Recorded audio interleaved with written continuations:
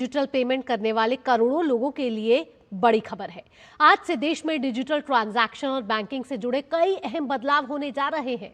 भारतीय reserve bank यानी कि आरबीआई ने इन बदलावों को लागू करने के लिए सुरक्षा मानकों को और सख्त कर दिया है। इन बदलावों का असर न सिर्फ बड़े ट्रांजैक्शनों पर पड़ेगा, बल्कि छोटे छोटे ट्रांजैक्शन और अन्य वित्तीय गतिविधियों पर भी इनका प्रभाव देखा जाएगा। आइए जानते हैं ये बदलाव किस प्रकार से आपके लिए महत्वपूर्ण होंगे इस रिपोर्ट के जरिए। देश में डिजिटल ट्रांजैक्शन और बैंकिंग क्षेत्र में 1 अप्रैल से कई बड़े बदलाव हो रहे हैं। अब डिजिटल ट्रांजैक्शन का तरीका बदलने जा रहा है।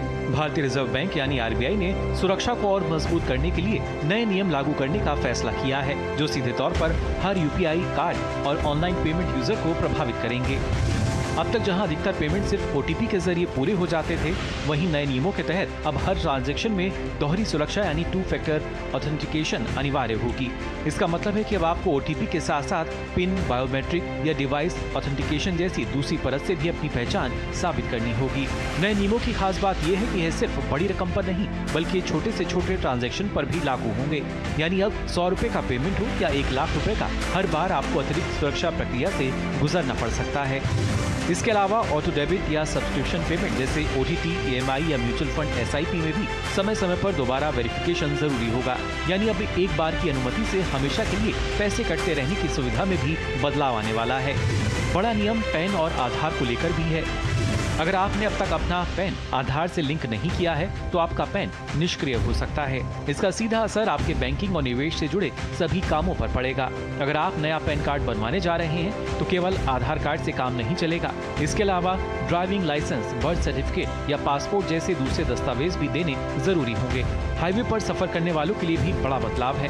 फास्टैग से जुड़ी केवाईसी अब अनिवार्य कर दी गई है। अगर केवाईसी अपडेट नहीं है, तो आपका फास्टैग ब्लैकलिस्ट या डीएक्टिवेट हो सकता है, जिससे टोल प्लाजा पर आपको परेशानी का सामना करना पड़ सकता है।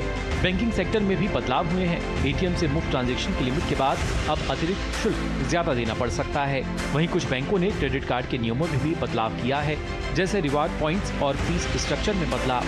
देश के शेयर बाजार में 1 अप्रैल से बड़ा बदलाव होने जा रहा है। रिजर्व बैंक ऑफ इंडिया ने ब्रोकर्स को मिलने वाली बैंक फंडिंग पर सख्ती बढ़ा दी है, जिसका सीधा असर ट्रेडिंग और मार्केट लिक्विडिटी पर पड़ सकता है।